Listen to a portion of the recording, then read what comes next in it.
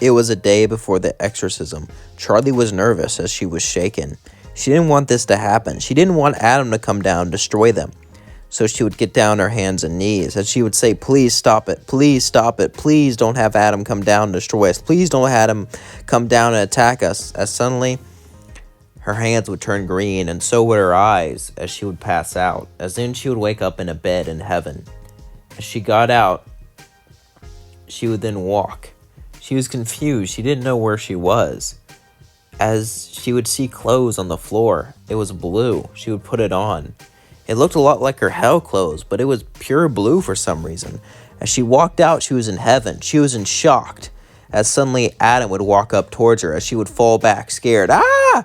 As Adam would say, what's wrong? Did you have another nightmare? My baby girl and her nightmares. Charlie would say, baby girl? Are we?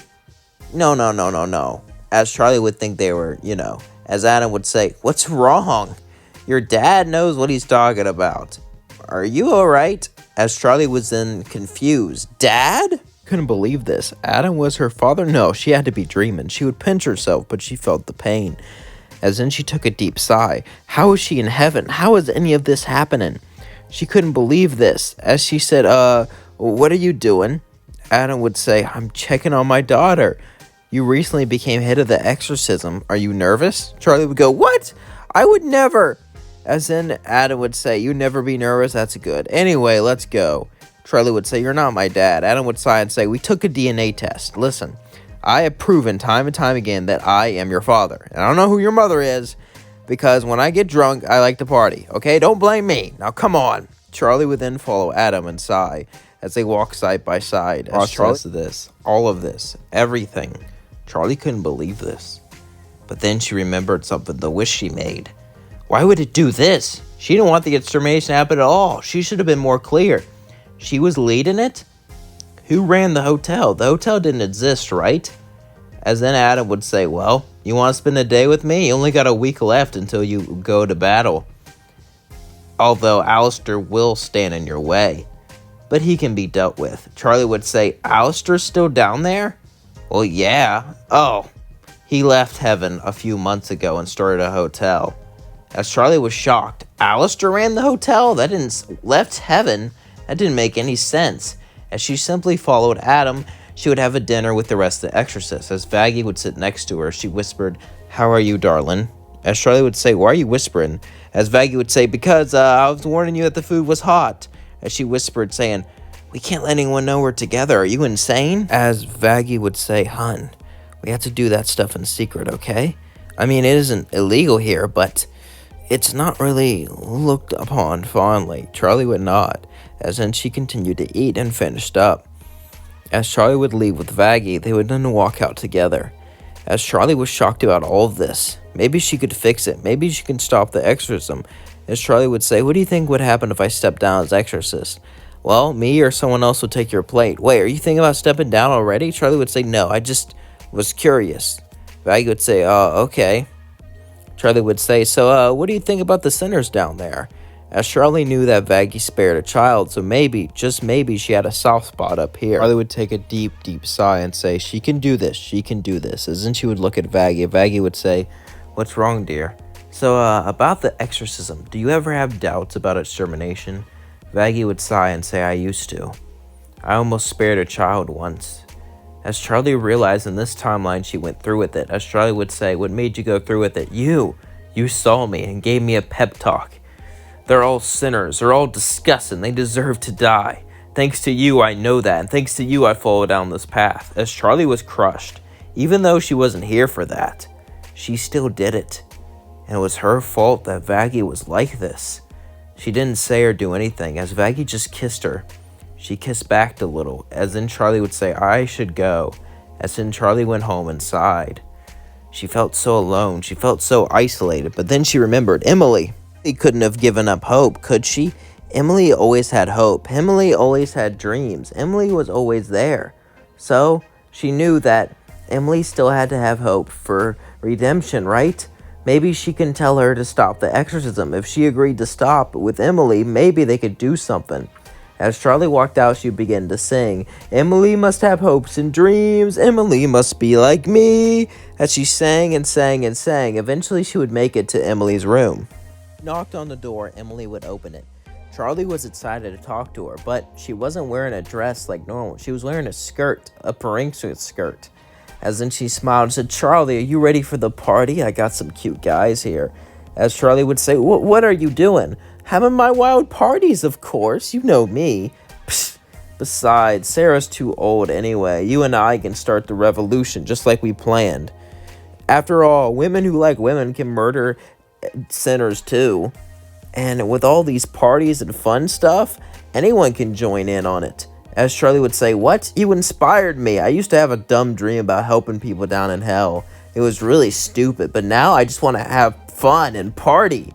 Come on now, I can get Vaggie and we both can have fun.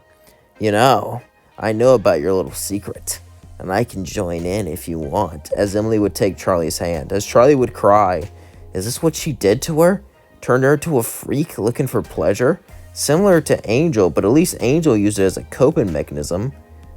But she just embraced it for no reason." Charlie would then walk away, as it seemed like she was all alone. As Charlie was alone, she couldn't do anything, as it seemed like everyone in heaven was against her. She would simply sit in her home all day, doing nothing, just simply contemplating. What has she done? Why would she wish for this? She didn't want this. What could she do? Is there really nothing she could do? She could just step down, but someone else would just take her place. She had to stop this exorcism. She had to go back home. She had to do something. But then she remembered something. Alastor. He's a good guy in this timeline, right? Charlie would have to go down to hell, but she knew it would be dangerous. She's not the princess anymore. She's a captain of destruction. And she has to make sure that they won't kill her. As Charlie had no choice, she decided to go to hell. This would be risky, but she went down anyway, as she wore somewhat of a disguise. As she wore a dark robe, she would slowly walk to the hotel. It looked so different. It was pure blue, as more people were there, more residents. She could only get Angel and Sir Pinches, but Alastor got so many. Was Alastor better at this than her? Maybe it was just easier in this timeline. He would knock on the door. As Alastor opened, he would stare at her. As she stared it back, as she opened her hood, it said, "Listen, I know you want to shut the door or attack me," but Alastor would then say, "I don't sense any malicious intents, but usually you're so violent. That's the reason why I left heaven, to try to save whatever's down here. But you don't seem like you want to hurt me. What's up?" Charlie would say, "I'm not from here. It's a long story." As Alastor would let her in, they would begin to go upstairs. As suddenly Camilla Carmen would walk up and say, "Can we really trust her? Look at her. She's one of them. And she's promoted. Didn't you hear?" Alastor would say, "Yes, I heard. I know she'll be the one attacking us, but this isn't her." Camilla Carmen said, "This is obviously a lie. Some multiverse bull ass. You really think we can?" Alastor would say, "That's enough." As then Alastor would take Charlie upstairs. As Charlie and Alastor would sit down, Alastor would say, "Tell me everything." As then Charlie would begin to explain the whole story. Would then look at Alastor and say, "Well, Adam was coming down. In my timeline, he was still leader of the exorcists, and he came down to wipe us all out. And I ran the hotel." Alastor would say, "You ran it?" "And I was the daughter of Lucifer." "Wow, it must have really hurt when he died." Charlie would say, "What? Wait, he didn't." Charlie would then go, "He died here?" "Yeah," as in Charlie would cry. As Alastor would hug her and say, "It's okay. Tell me more." As Charlie would explain everything and explain her world. As Alastor would stand up and say, "I can't believe you're this powerful, but your will and wish must have created a new reality." Charlie would say, "I created this?"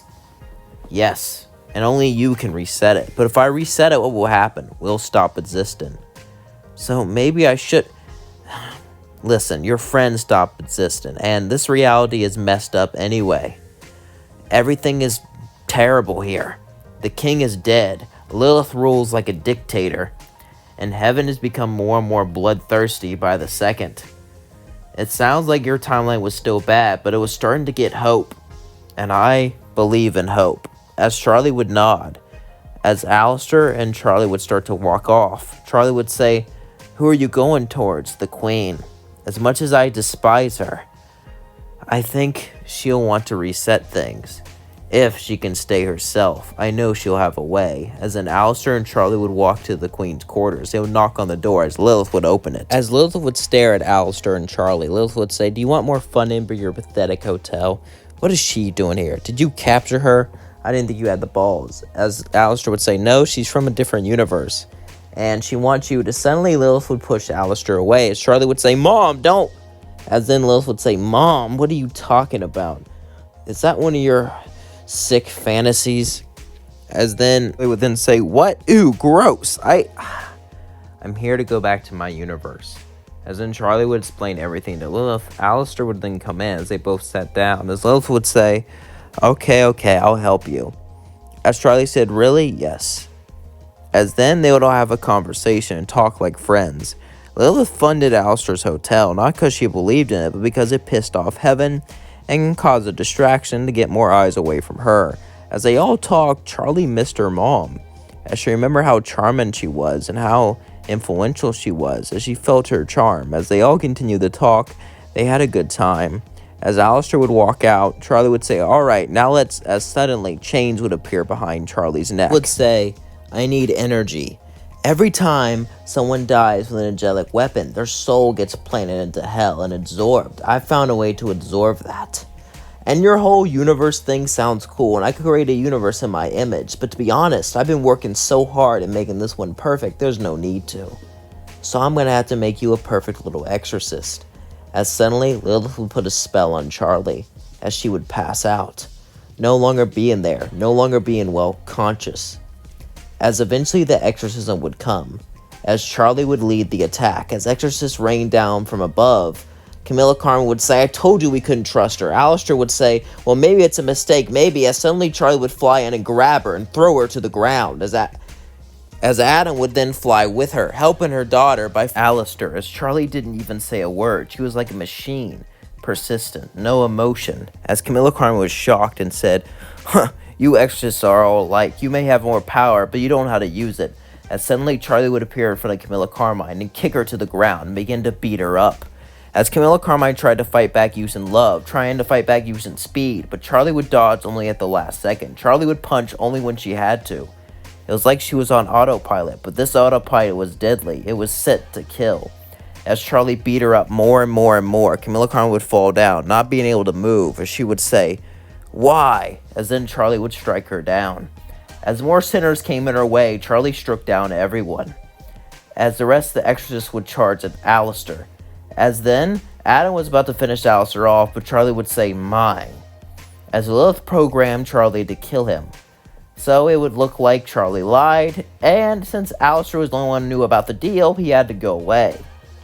As Charlie and Alastor would fight, Alastor would turn big and use tentacles to try to grab onto her, but it didn't work, as then he would use angelic blast and other stuff.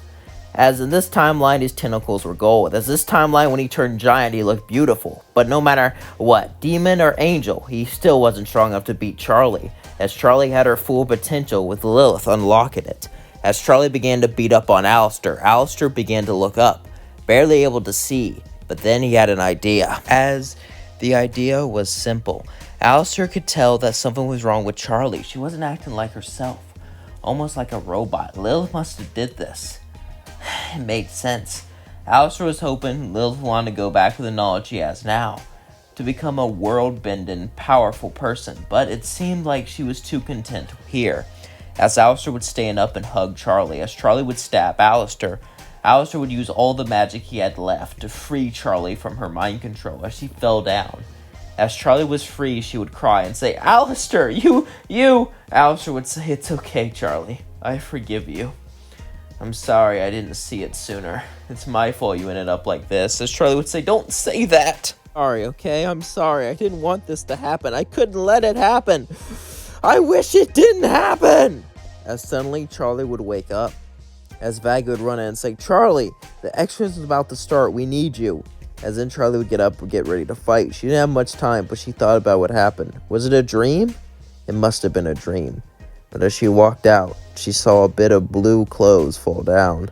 They looked just like Alastor's. as she knew what happened. It was real. Does this mean he's alive? Does this mean he's here? As Charlie looked, she knew she couldn't ponder for too long as she ran out, not knowing what this meant. I'm gonna leave things off. Don't forget to like, comment, subscribe, and share with all your friends. Hope you all enjoyed this video. I know I did.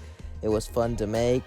And I wanted her to be an exorcist through more of it, but honestly, I think this plot was really good. I hope you're not disappointed. There was a little bit of an exorcist moment at the end, but yeah. Also, love you all so much. Thank you for all the artists helped me create this. Don't forget to like, comment, subscribe, and share with all your friends. Please, please do it. Peace out.